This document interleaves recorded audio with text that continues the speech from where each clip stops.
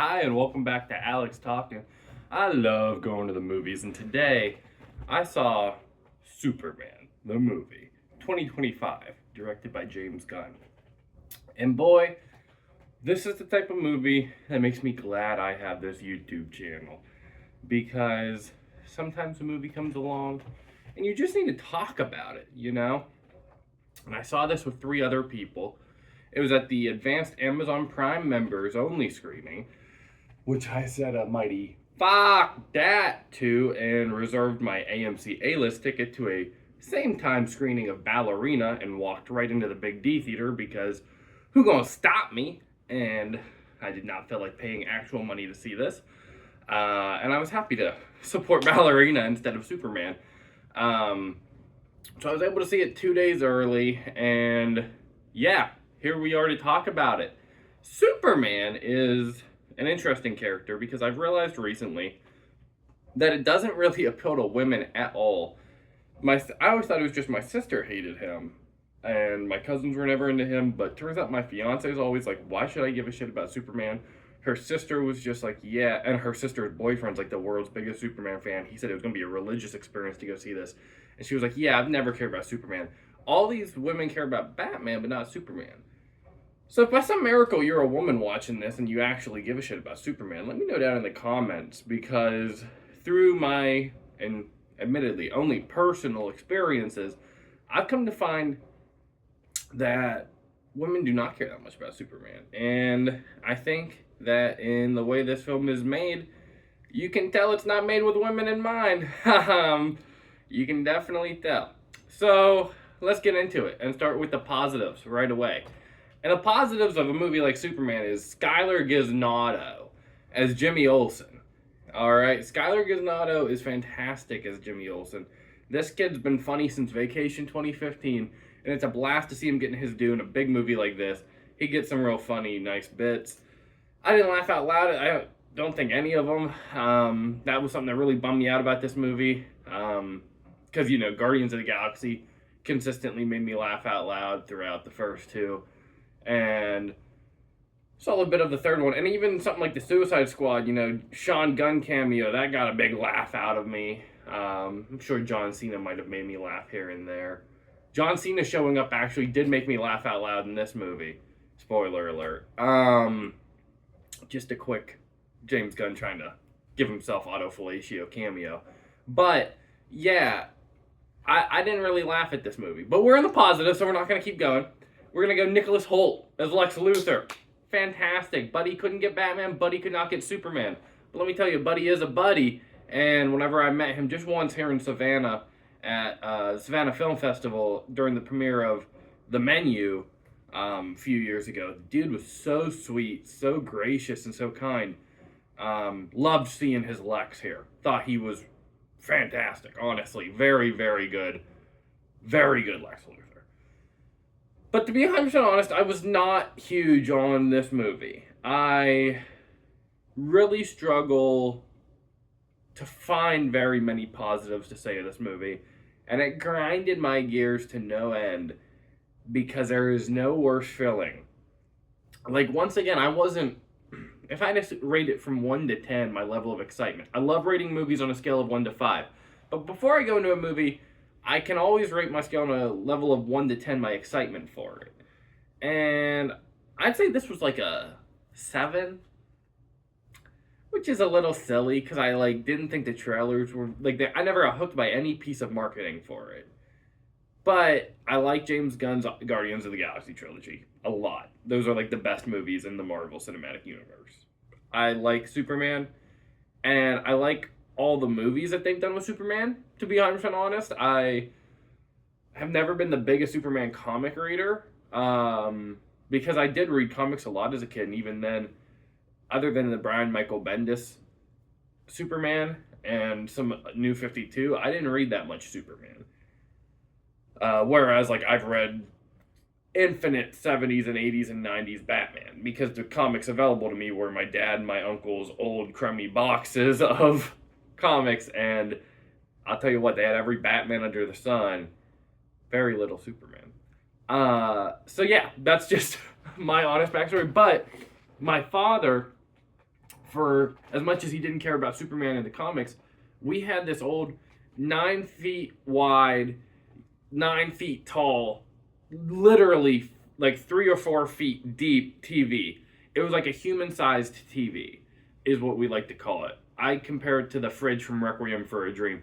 This giant-ass TV, we had a VHS player for. It was a CRTV, obviously. It was a very old 90s TV.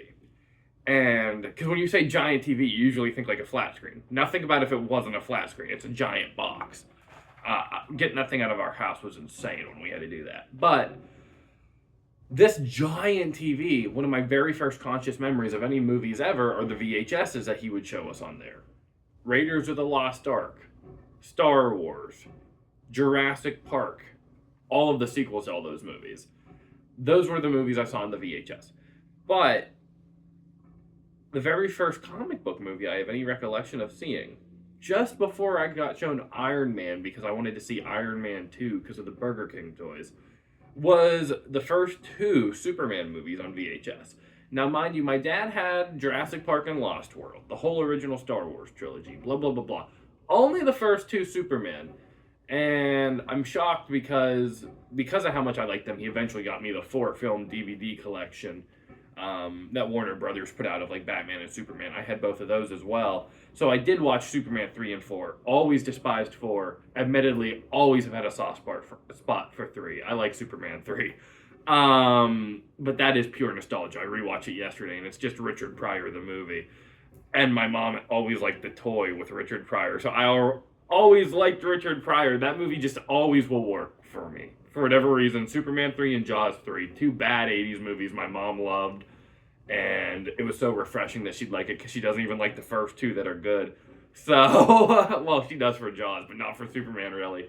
So it's just a Richard Pryor thing, and I like Superman 3. I digress. I watch the first 2 Superman constantly. I even like Superman 2 more than the first one, so I'd rewatch it a lot. But genuinely, so vividly, my first memories of seeing Superman the movie, because it feels like it takes forever for Superman to come. And then I rewatch it yesterday, and it's like, oh boy, did I have kid brain. It really doesn't take that long. Definitely not like poor pacing, at least I wouldn't say. It like moves at a very adult clip, I guess. Not made for babies, but made to be a very good fucking movie, and I appreciated that. Boy, what a picture of Superman the movie. So this movie has no character. It has none of the patience that first movie shows.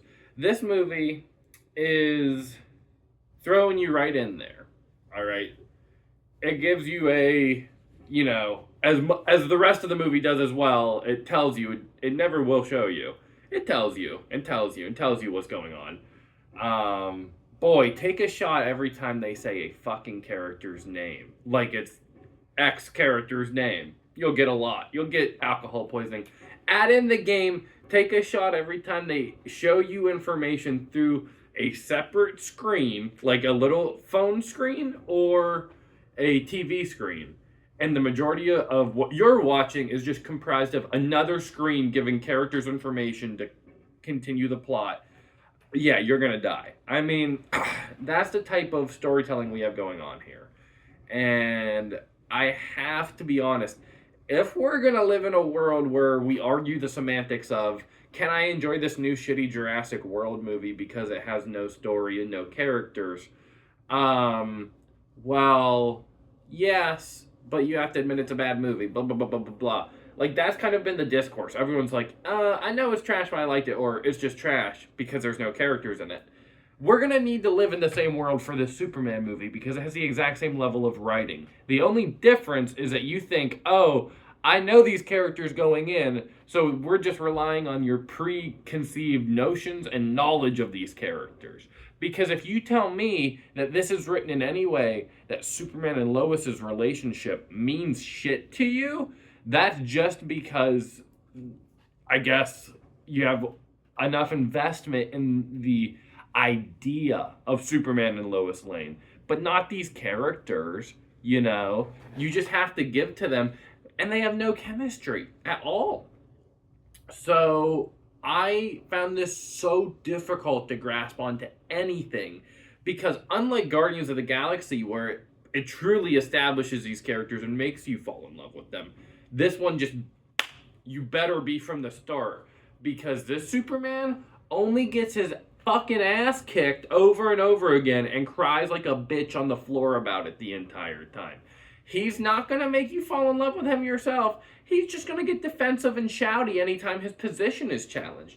He's not going to talk through anything or be rational or interesting or like emote or express any real thought until it's time to monologue at the end. The entire time, he's just going to lash out, freak out, and get his ass kicked. Because boy, does he get his ass kicked real good. Over and over and over again.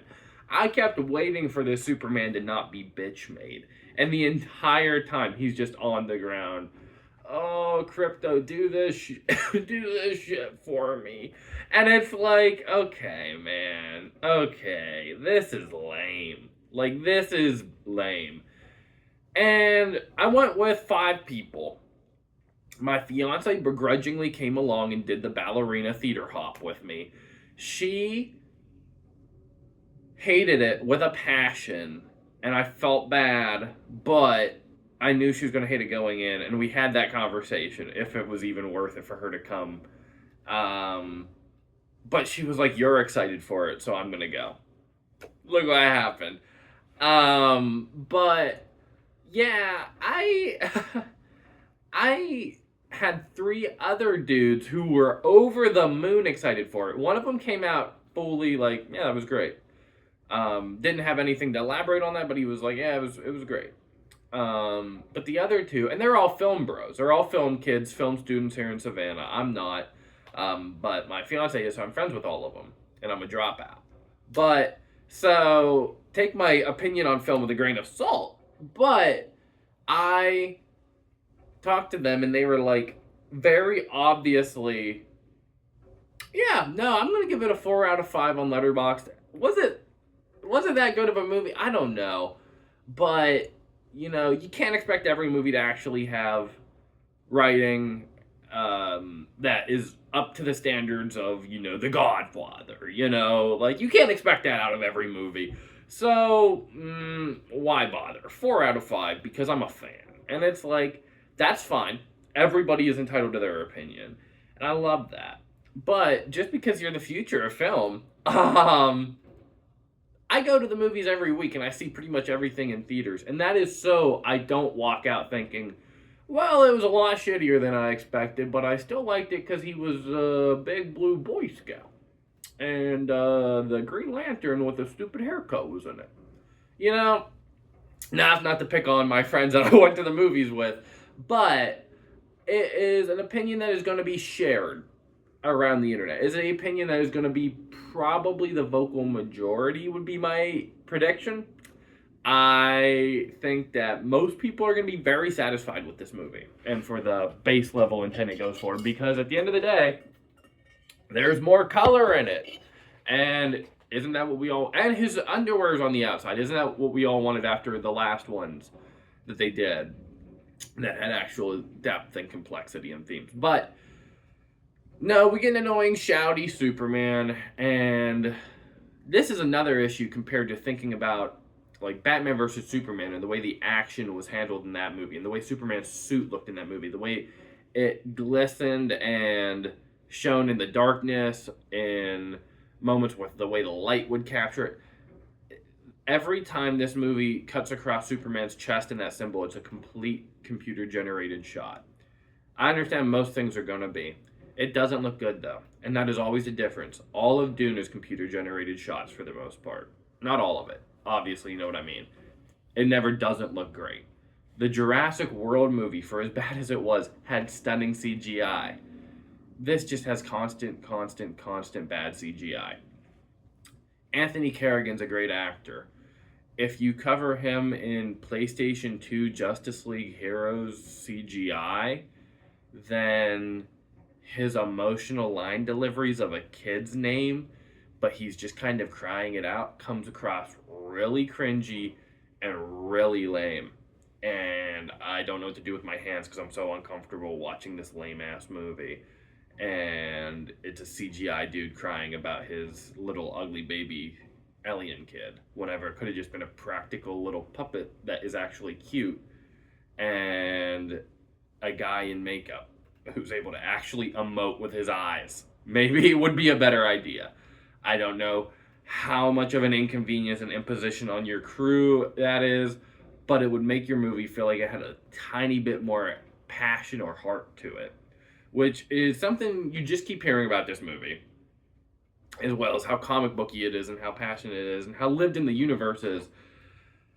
And I think that's just because that's what they keep telling you, and that's why the creator who wants to be the star of it so badly is constantly feeding you those thoughts. But in what world does this feel like a lived-in universe where the Justice Gang is the only people that appear in a moment of true crisis where there is a rift being opened up that's going to actually end your world, and that Superman is your biggest superhero, because of course he is, and no other meaningful ones ever show up. It's just the D-list ones, which is fine. But if your whole gimmick is that it's like a Justice League animated series episode, have some actual meaningful characters show up, you know? Because I actually didn't think that the mad scientist wizard, or whatever his name was, Mr. Fantastic, no, Mr. Terrific, I didn't think he was cool. And they like really banked on him being cool. I definitely, and the intention wasn't for Guy Gardner to be cool, but I definitely didn't think he was. And then it just relied on James Gunn punk rock humor and had him do Green Lantern middle fingers. Because of course it did. Because what else are you going to do with a Green Lantern in a James Gunn movie? And you have Isabel Merced, great actress, hot girl, cool enough character. And then it looks like it's shot on iPhone 0.5 of the Phantom of the Paradise flying at you, just screaming. Just so much screaming. The women in this movie, the absolutely insane. These characters are paper thin. Nobody has a real character. But the women, my word. Oh my word, you have to feel bad for the women. This is the most outright misogynistic film of like the 2020s, probably. That's like a mainstream theatrical release, like a big budget film. Like, if you can put Scarlett Johansson in a tank top in a Jurassic World movie and sexualize her way less than even like the fourth or fifth most sexualized woman in this movie, you're in bad shape. And the Superman movie, which I already went in with this preconceived notion, hey, I really don't think women like Superman. This is an interesting thought to posit. Is going to be like, hey, look at this reporter, and every time she takes a step, her boobs bounce. Yay! And I texted my buddy prior. Yeah, well, you know, Lois Lane is just going to get like 3 scenes to do shit, and then James Gunn will do an interview and say she's like punk rock feminist or something. And then in the movie, she literally has verbal dialogue where her and Superman each get to say twice punk rock. Oh, I'm punk rock.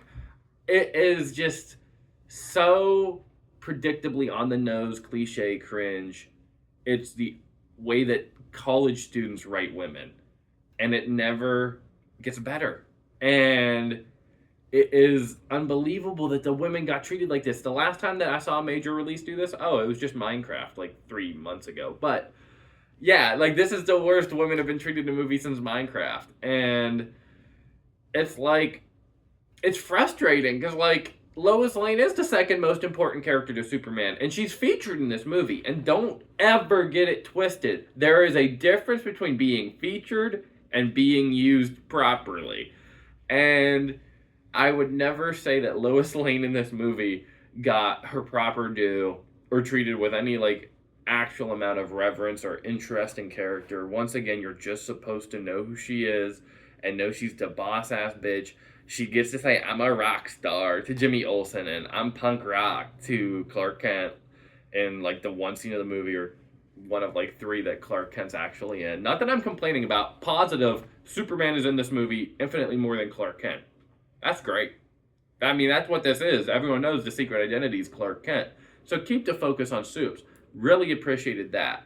That was definitely a positive.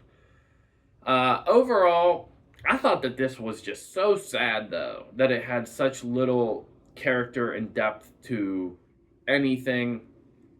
The motivation all stemming from a geopolitical conflict Once again, the question of if Superman is representing the United States of America and if he's a political figure, not explored in any way really by the end of it, other than a monologue at the end. Once again, the same themes and ideas being explored in Batman versus Superman as well. Um, just, I did not like the depiction of how that conflict was handled. Felt weird, uh, disjointed, not very interesting for a movie that wanted to lean so much into it being comic booky. To make it just about that, maybe take it to space. I don't know. That's what I thought this was gonna be. I kept hearing this was about Superman, like reckoning with his legacy and his lineage, and it's like, well, that's not what that was. But whatever. Bradley Cooper. Spoiler alert from here on out. Now I'm going to be into spoilers. Bradley Cooper shows up as Jor-El, his father, and only speaks Kryptonian in a weird projected flashback, which is my least favorite way to use a celebrity cameo. And because they just have voiceover over what Bradley Cooper is saying in a foreign language. So why even bother to pay Bradley Cooper? If you're going to get him, which obviously he wouldn't want to be in your movie the entire time, because this isn't the shit Bradley Cooper does. He loves to give James Gunn bare minimum effort. Not to say his Rocket Raccoon performance was bare minimum, especially in Guardians 3. He gives a great vocal performance, but still it's just a vocal performance. And this is just the opposite of a vocal performance. It's literally just, okay, you can take my look. I'll stand here and do one scene, and I'm not going to fucking talk. So make me talk in some foreign language and then dub it. Which is just so silly. And the actual story and the way that everyone turns on Superman, once again, feels just so hollow and fake in this, like, unlived-in universe where you just take it by the account of an opening title like thing. Okay, Superman's a character to care about because he's been around for 3 years. What the fuck ever. Ma and Pa Kent, too. Pa Kent doesn't matter. His dad doesn't matter. Write that down. That's cool. Well, we don't want to show it because we don't want to give you his backstory because we've been there before. That's boring as shit. Yawn. We don't want to do that. So just make them hillbillies. Ma Kent just gets to keep talking about Pa Kent. Make sure she doesn't actually ever do anything for him other than wash his clothes. She can wash his clothes and talk about her husband. Nothing else. Pa Kent can be a dumbass because that's fucking funny. He can be a dumbass hillbilly and then be blubbery and say something smart for a second. All right, we nailed Ma and Pa Kent. Wrap on that. Move on. Go get another shitty comic book character now. That's how I imagine the production of this went. I did not like this movie at all. Found it excruciating to get through, and I cannot believe it was only 2 hours and 9 minutes. Just another example of we're putting $200 million into movies like this. And that's why I'll keep on supporting shit like The Materialists, because what else can you do? But let me know what you thought in the comments. I hope you enjoyed it. I hope that this is a new, exciting universe, and you can't wait to see where it goes. And Supergirl wasn't at the end. I like Supergirl. If they did one of those, I'd get excited, maybe, because that could be fun. Oh, and that dumb mutt.